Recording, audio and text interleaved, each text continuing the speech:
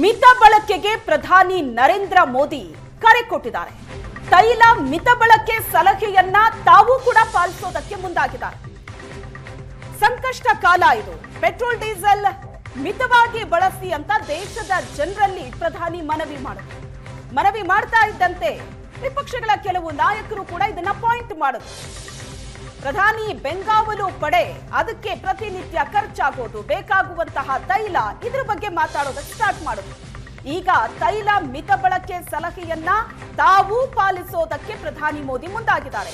ತಮ್ಮ ಬೆಂಗಾವಲು ಪಡೆ ವಾಹನಗಳ ಸಂಖ್ಯೆಯನ್ನ ಅರ್ಧಕ್ಕರ್ಧ ಇಳಿಸಿದ್ದಾರೆ. 50% ಬೆಂಗಾವಲು ವಾಹನಗಳ ಸಂಖ್ಯೆ ಇಳಿಕೆಗೆ ಮೋದಿ ನಿರ್ಧಾರ ಮಾಡಿದ್ದಾರೆ. ಬೆಂಗಾವಲು ವಾಹನಗಳಲ್ಲಿ ಎಲೆಕ್ಟ್ರಿಕ್ ಕಾರು ಬಳಕೆಗೆ ಎಸ್ಪಿಜಿಗೆ ಮೋದಿ ಸೂಚನೆ ಕೊಟ್ಟಿದ್ದಾರೆ. ಎಲೆಕ್ಟ್ರಿಕ್ ಕಾರನ್ನ ಬಳಸಿ ಅಂತ. ಹಾಗಂತ ಹೊಸ ಕಾರ್ಗಳನ್ನ ಖರೀದಿ ಮಾಡೋದು ಬೇಡ. ಈಗಿರೋ ಎಲೆಕ್ಟ್ರಿಕ್ ವಾಹನಗಳ ಬಳಕೆಗೆ ಮೋದಿ ಸೂಚನೆ ಕೊಟ್ಟಿದ್ದಾರೆ. ಮೋದಿ ಸುರಕ್ಷತೆಯನ್ನ ರಾಜಿ ಮಾಡಿಕೊಳ್ಳದೆ ಬೆಂಗಾವಲು ವಾಹನಗಳ ಸಂಖ್ಯೆಯನ್ನ ಕಡಿತ ಮಾಡಿದ್ದಾರೆ. ಸುರಕ್ಷತೆ ರಾಜಿ ಇಲ್ಲದೆ ವಾಹನಗಳ ಸಂಖ್ಯೆ ಕಡಿತಕ್ಕೆ ಎಸ್ಪಿಜಿ ನಿರ್ಧಾರ. ರಾಷ್ಟ್ರೀಯ ಹಿತಾಸಕ್ತಿಯಿಂದ ತೈಲ ಕಡಿಮೆ ಬಳಕೆಗೆ ಪ್ರಧಾನಿ ಮೋದಿ ಸಲಹೆಯನ್ನ ನೀಡಿದ್ರು. ಅದರ ಜೊತೆಗೆ ತಾವು ಕೂಡ ಆ ಸಲಹೆಯನ್ನ ಸ್ವೀಕರಿಸಿದ್ದಾರೆ. ಹಾಗಾಗಿ ಆ ಸಲಹೆಯನ್ನ ತಾವು ಪಾಲಿಸೋದಕ್ಕೆ ಪ್ರಧಾನಿ ಮೋದಿ ಮುಂದಾಗಿದ್ದಾರೆ. ಬೆಂಗಾವಲು ಪಡೆ ವಾಹನಗಳ ಸಂಖ್ಯೆ ಅರ್ಧಕ್ಕರ್ಧ ಇಳಿಕೆಯಾಗಿದೆ. ಪ್ರಧಾನಿ ಮೋದಿ ಭೇಟಿ ಕೊಟ್ಟಂತಹ ಅನೇಕ ಜಾಗಗಳಲ್ಲಿ ಜನಸಾಮಾನ್ಯರು ಕೂಡ ನೋಡಿರ್ತಾರೆ.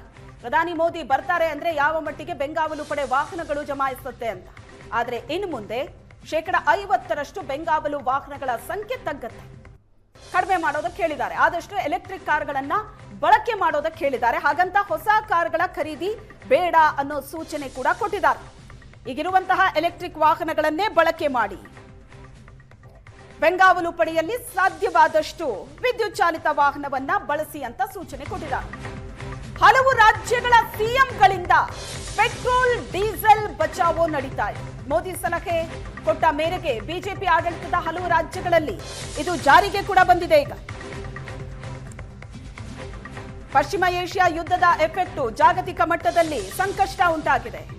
ದೇಶದಲ್ಲೂ ಕೂಡ ಮುಂದೆ ಎದುರಾಗಬಹುದಾದಂತಹ ಸಂಕಷ್ಟವನ್ನ ತಪ್ಪಿಸೋದಕ್ಕೆ, ಪರಿಸ್ಥಿತಿಯನ್ನ ನಿಭಾಯಿಸೋದಕ್ಕೆ ಮೋದಿ ದೇಶದ ಜನರಲ್ಲಿ ಮನವಿ ಮಾಡಿದ್ರು. ಒಂದಷ್ಟು ಸಲಹೆ ಸೂಚನೆಗಳನ್ನ ಕೊಟ್ಟಿದ್ದಾರೆ. ಆದ್ರೆ ಈಗ ಕೆಲವು ರಾಜ್ಯಗಳಲ್ಲಿ ಅದನ್ನ ಇಂಪ್ಲಿಮೆಂಟ್ ಮಾಡಲಾಗ್ತಾ ಇದೆ. ಬಿಜೆಪಿ ಅಧಿಕಾರದಲ್ಲಿರುವಂತಹ ಹಲವು ರಾಜ್ಯಗಳಲ್ಲಿ ಜಾರಿಗೆ ಬಂದಿದೆ. ಕರ್ನಾಟಕದಲ್ಲೂ ಕೂಡ ಪೆಟ್ರೋಲ್ ಡೀಸೆಲ್ ಬಚಾವೋ ಜಾರಿ ಆಗುತ್ತಾ? ಬೆಂಗಾವಲು ವಾಹನಗಳ ಸಂಖ್ಯೆ ಯೋಗಿ ಆದಿತ್ಯನಾಥ್ ಅರ್ಧಕ್ಕರ್ಧ ಇಳಿಸಿದ್ದಾರೆ. ಮಂತ್ರಿಗಳು, ಅಧಿಕಾರಿಗಳಿಗೂ ಕೂಡ ವಾಹನ ಕಡಿತ ಮಾಡಿ ಅಂತ ಸಿಎಂ ಯೋಗಿ ಆದೇಶ ಕೊಟ್ಟಿದ್ದಾರೆ. ಜನಪ್ರತಿನಿಧಿಗಳಿಗೆ ವಾರದಲ್ಲಿ 1 ದಿನ ಸಾರ್ವಜನಿಕ ಸಾರಿಗೆ ಬಳಕೆಗೆ ಸೂಚನೆ ಕೊಡಲಾಗಿದೆ. ವಾಹನಗಳ ಕಟ್ ಆದೇಶಿಸಿದ ಮಧ್ಯಪ್ರದೇಶ ಸಿಎಂ ಮೋಹನ್ ಯಾದವ್ ಮೋದಿ ಸಲಹೆ ಪಾಲಿಸೋದಕ್ಕೆ ದೆಹಲಿ ಮತ್ತು ರಾಜಸ್ಥಾನದ ಸರ್ಕಾರ ಕೂಡ ಮುಂದಾಗಿದೆ.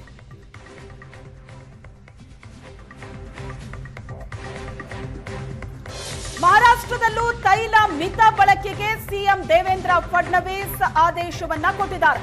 ಮಂತ್ರಿಗಳು ಅನುಮತಿ ಇಲ್ಲದೆ ವಿಮಾನ ಪ್ರಯಾಣ ಮಾಡಬಾರದು ಅಂತ ಸೂಚನೆ ಕೊಡಲಾಗಿದೆ. ತೈಲ ಕಡಿಮೆ ಬಳಕೆಗೆ ಶಾಸಕರು, ಮಂತ್ರಿಗಳಿಗೆ ಕಟ್ಟುನಿಟ್ಟಿನ ಸೂಚನೆಯನ್ನ ಮಹಾರಾಷ್ಟ್ರ ಮುಖ್ಯಮಂತ್ರಿ ಕೊಟ್ಟಿದ್ದಾರೆ. ಗುಜರಾತ್ನಲ್ಲೂ ಅನಗತ್ಯ ತೈಲ ವೆಚ್ಚಕ್ಕೆ ಬ್ರೇಕ್ ಬಿದ್ದಿದೆ. ಉಳಿತಾಯ ಮಾಡೋದಕ್ಕೆ ಸೂಚನೆ ಕೊಡಲಾಗಿದೆ. ಗುಜರಾತ್ನಲ್ಲೂ ಸಾರ್ವಜನಿಕ ಸಾರಿಗೆ ಬಳಸೋದಕ್ಕೆ ಮುಂದಾಗಿದ್ದಾರೆ ರಾಜ್ಯಪಾಲರು. ಬಿಹಾರದಲ್ಲೂ ಶಾಸಕರು, ಮಂತ್ರಿಗಳ ಬೆಂಗಾವಲು ವಾಹನಗಳ ಸಂಖ್ಯೆ ಕಟ್ ಮಾಡಿದ್ದಾರೆ. ಶಾಸಕರು, ಮಂತ್ರಿಗಳು, ಆಯಾ ರಾಜ್ಯದ ಸಿಎಂ, ಕೆಲ ಅಧಿಕಾರಿಗಳು ಅಂತ ಬೆಂಗಾವಲು ವಾಹನಗಳ ಸಂಖ್ಯೆ ಏನಿತ್ತು ಅದನ್ನ ಕಡಿಮೆ ಮಾಡಲಾಗಿದೆ. ಮಹಾರಾಷ್ಟ್ರದಲ್ಲೂ ಕೂಡ ತೈಲವನ್ನ ಮಿತವಾಗಿ ಬಳಕೆ ಮಾಡೋದಕ್ಕೆ ಸಿಎಂ ದೇವೇಂದ್ರ ಫಡ್ನವೀಸ್ ಆದೇಶ ಕೊಟ್ಟಿದ್ದಾರೆ. ತಮ್ಮ ತಮ್ಮ ಬೆಂಗಾವಲು ಪಡೆಗಳನ್ನು ಕೂಡ ಅರ್ಧಕ್ಕರ್ಧ ಇಳಿಸಿದ್ದಾರೆ. ತೈಲ ಕಡಿಮೆ ಬಳಸಿ ಅಂತ ಶಾಸಕರು, ಮಂತ್ರಿಗಳಿಗೂ ಸೂಚನೆ ಕೊಟ್ಟಿದ್ದಾರೆ. ಬಿಜೆಪಿ ಅಧಿಕಾರದಲ್ಲಿರುವಂತಹ ಬಹುತೇಕ ರಾಜ್ಯಗಳಲ್ಲಿ ಇದು ಇಂಪ್ಲಿಮೆಂಟ್ ಆಗ್ತಾ ಇದೆ. ಕರ್ನಾಟಕದಲ್ಲೂ ಕೂಡ ಆಗತ್ತಾ?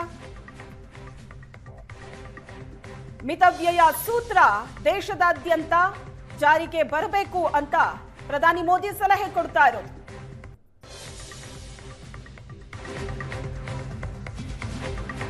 ವಿದೇಶಿ ವಿನಿಮಯ ಉಳಿಸೋದಕ್ಕೆ ಐಷಾರಾಮಿ ವಸ್ತುಗಳ ಬೆಲೆ ಏರಿಕೆ ಆಗುತ್ತೆ. ಚಿನ್ನದ ಸುಂಕ ಏರಿಕೆ ಬೆನ್ನಲ್ಲೇ ಲಕ್ಸುರಿ ವಸ್ತುಗಳ ಸುಂಕ ಕೂಡ ಏರಿಕೆಯಾಗೋದು ಪಕ್ಕಾ ಅನ್ನೋ ಹಿಂಟ್ ಸಿಗ್ತಾ ಇದೆ. ವಿದೇಶಿ ಕಾರು, ವಿದೇಶಿ ಐಷಾರಾಮಿ ವಸ್ತುಗಳ ಮೇಲೆ ಸುಂಕ ಹೆಚ್ಚಳ ಆಗೋ ಚಾನ್ಸಸ್ ಇದೆ. ವಿದೇಶಿ ಐಷಾರಾಮಿ ವಸ್ತುಗಳ ಮೇಲೆ ಆಮದು ಸುಂಕ ಹೆಚ್ಚಳವಾಗೋ ಸಾಧ್ಯತೆ ಇದೆ. ವಿದೇಶಿ ಮದ್ಯದ ಮೇಲೂ ಆಮದು ಸುಂಕ ಹೆಚ್ಚಳ ಮಾಡುವಂತಹ ಸಾಧ್ಯತೆ ಇದೆ. ಇಡೀ ದೇಶದಾದ್ಯಂತ ಜನರಲ್ಲಿ ಮನವಿ ಮಾಡಿದ್ದಾರೆ ಪ್ರಧಾನಿ ಮೋದಿ. ಚಿನ್ನ ಖರೀದಿಯ ಬಗ್ಗೆ, ಫಾರಿನ್ ಟ್ರಿಪ್ನ ಬಗ್ಗೆ ಸದ್ಯಕ್ಕೆ ಬೇಡ, 1 ವರ್ಷಗಳ ಕಾಲ ಮುಂದೂಡಿ ಅಂತ. ಯಾಕಂದ್ರೆ ಇಡೀ ದೇಶ ಮಾತ್ರ ಅಲ್ಲ, ಇಡೀ ಜಗತ್ತೇ ಸಂಕಷ್ಟದ ಪರಿಸ್ಥಿತಿಯನ್ನ ಎದುರಿಸ್ತಾ ಇದೆ. ನಾವು ಈ ಪರಿಸ್ಥಿತಿಯನ್ನ ಸಮರ್ಥವಾಗಿ ನಿಭಾಯಿಸಬೇಕು ಅಂತ ಅಂದ್ರೆ ಒಂದಷ್ಟು ಈ ರೀತಿಯ ನಿಯಮಗಳನ್ನ ಪಾಲಿಸಬೇಕಾಗತ್ತೆ ಅಂತ. ವಿದೇಶಿ ವಿನಿಮಯ ಉಳಿಸೋದಕ್ಕೆ ಐಷಾರಾಮಿ ವಸ್ತುಗಳ ಬೆಲೆ ಕೂಡ ಏರಿಕೆಯಾಗತ್ತೆ. ಐಷಾರಾಮಿ ವಸ್ತುಗಳ ಲಿಸ್ಟ್ ನಲ್ಲಿ ಏನೇನ್ ಬರುತ್ತೆ ಅನ್ನೋದನ್ನ ನೀವೇ ಲೆಕ್ಕ ಹಾಕಬಹುದು. ಚಿನ್ನದ ಮೇಲಂತೂ ಆಮದು ಸುಂಕ ಜಾಸ್ತಿ ಆಗಿದೆ. 6% ನಿಂದ 15% ಆಗಿದೆ. ಚಿನ್ನದ ಬೆಲೆ ಕೂಡ ಸಹಜ ಏರಿಕೆ ಆಗಿದೆ.